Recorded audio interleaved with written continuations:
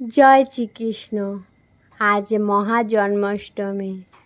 আজ সকল সনাতনীদের জন্য একটা আনন্দ উৎসব, কারণ এই দিনে আমাদের সকলের প্রিয় ভগবান শ্রীকৃষ্ণও জন্ম নিয়েছিলেন। তার দুষ্টু মিষ্টি নীলা দিয়েই এই পৃথিবীকেই স্বর্গীয় সুখ দিয়েছিলেন। গোকুলবাসীকে তার রূপ, তার গুণ, তার কথা আর সেই মিষ্টি মুখের হাসি, যার মধ্যে রয়েছে বিশ্ব ব্রহ্মাণ্ডের সৌন্দর্য।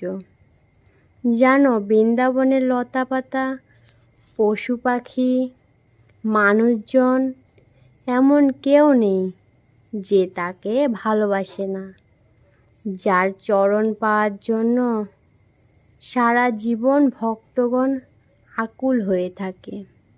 পৃথিবীতে যখন অধর্ম বেড়ে যায়, তখন ভগবান শ্রীকৃষ্ণ যুগে যুগে অবতীর্ণ হন অধর্মকে বিনাশ করে ধর্মকে স্থাপনা করার জন্য। যখন অধর্ম বিনষ্ট হয়ে যায়, তখন পৃথিবী হয়ে ওঠে স্বর্গীয়, সুখ সমৃদ্ধিতে ভরে ওঠে। ভগবান শ্রীকৃষ্ণের এমনই অপূর্ব লীলা, তার লীলার অসীম।